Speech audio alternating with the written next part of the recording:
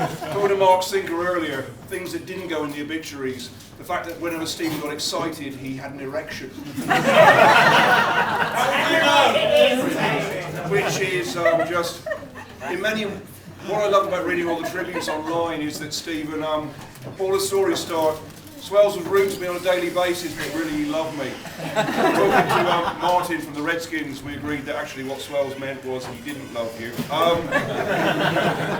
Finally, Swells' last year is when he met Catherine, married Catherine, moved to America. It's very typical of Swells that when he finally turns into a nice, warm, lovely human being, he fucking moves to America. You can't. In all seriousness, he was a brilliant, he was a genius. He was actually a great writer. He was an original, and he actually turned out to be a decent, loving human being, which is fantastic. So, goodbye, Swells. I loved it. Thank you.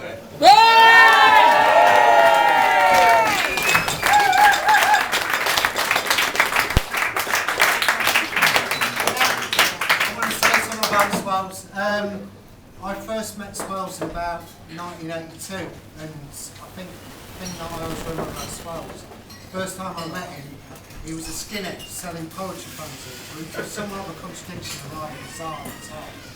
And to be honest, for all the time that I ever knew him, he was somebody who was kind of a massive contradiction. But I think the important thing that we all should always remember about Swells is he kept fighting for everything that he believed in, and he never stopped fighting for things that he believed in.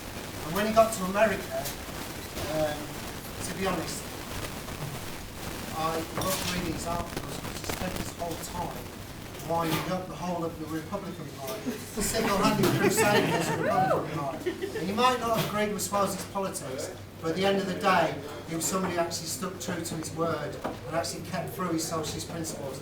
And to be honest, that's very, very rare these days.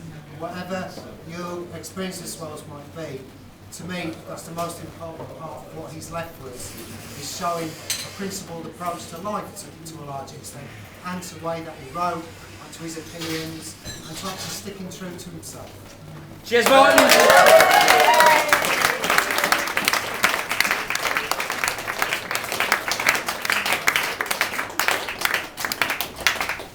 Can I offer a small anecdote?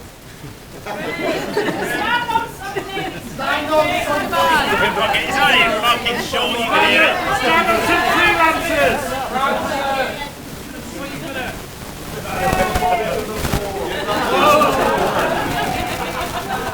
I'm serious.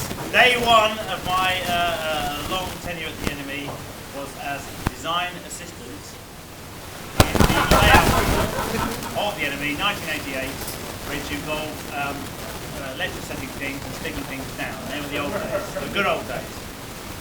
And I was in awe of Stephen Wells, as I was in awe of a man called David Quantick, because they were the writers that inspired me to want to write for the enemy. And I wasn't writing for it, I was laying fucking papers out like this. Day one, laying a Crazy Head feature out. He left the Last Grebo band, which a lot of you remember with a great deal of affection, which Stephen Wells had written. And he emerged into the art room. The art room was a place where writers did not go, in the same way that we did not go. He came in, and I knew who he was straight away because I'd seen his face in the paper, and he raged into the room and started to tell me that the picture of Crazy Head was too big, and that the writing, which he'd written, was too small. And told me to make the picture smaller and that the writing bigger. And that was quite right, because it was the picture. Who cares about the picture written by, taken by somebody like Tim Jarvis? Who cares about those people? We had a big piece. Yeah. We love Tim Jarvis. It's not about Tim Jarvis. It's always about Tim Jarvis. And I was wearing, I hate to say, in 1988, a baseball cap, which was an Age of Chance baseball cap, which could only have been worn in 1988, and it had an A, and a star, and a C, right? Age of Chance, A, star, C, which were my initials. And he saw my hat, and he said, "Oh, AC, does that stand for an A cunt?" And took it off my head, and frisbeed it across the room. And at that moment, I knew that I was in love with him and the enemy. So thank you very much, Stars, for doing that.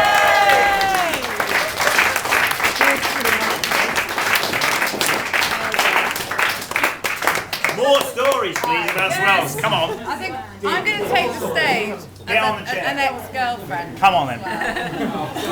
Imagine the horror.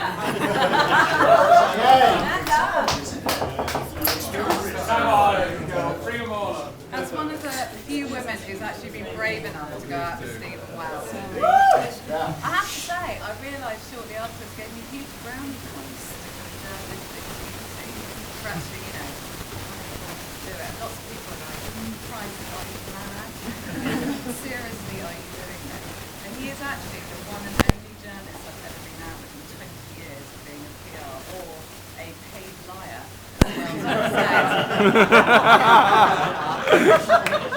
We met in 1992. I took him, I'd never met him before. I was working with Leonard Cherry, we went to Paris for the day. I was slightly startled when he was very bold after the interview, when he picked up a newspaper, asked where the gents was, and disappeared for probably about 30 minutes. That said, he wooed me, and when we got back to Heathrow Airport, I was quite charmed by him, but he said to me just as we were about to go through customs, I've got something I want to say to you, and I of course immediately assumed that he had something illegal in his pocket. Whereas actually what he said was, I fancy the pants off you, can I see you again? And I was kind of thrown but deeply flattered that somebody as kind of intelligent as Wells might make, you know, maybe kind of quite clever or smart. So anyway, our first date, we recited some ranting over dinner, some ranting punk poetry. Romantic. I think it was, and somebody might correct me here, I can't remember the name of it, but I think it was something like a mutant killer slope from the year 2020 or something like that. He kissed me on Tottenham Court Road. I vowed I wouldn't take him home that night. I did. 5 years of living with Swells was nothing but entertaining. Many stories, one of which I feel I should add, considering his final line of prose in his last published piece, which obviously we all know is a quote from Michael Jackson. He wanted to buy a suit. It was probably about 1995. He went to Paul Smith. He paid £500 for a black, single-breasted, 3-buttons suit. Obviously, it could not be any other way. It was, as far as I was concerned, rude boy styling. But he insisted that there had to be quite a big gap between the hem of the trouser and the Dr. Martens shoe. Of course, being Paul Smith, you know, you leave your trousers there to be altered. Every time we went back in the changing room, I was saying to the assistant, "Go with the trousers." Meanwhile, Swells is shouting from the changing room, going, "You know nothing about fashion, what are you talking about?" And I like to think that it was because, of course, he was, you know, emulating that rude boy style. On reflection, it may have been a homage to Michael Jackson's fashion. Anyway, 3 cheers. Yeah.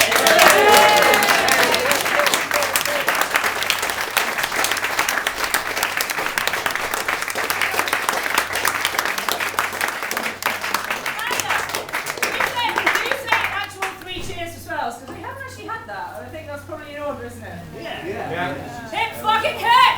Hooray! Hip hip! Hooray! Hip bastard hip! Hooray! Come on!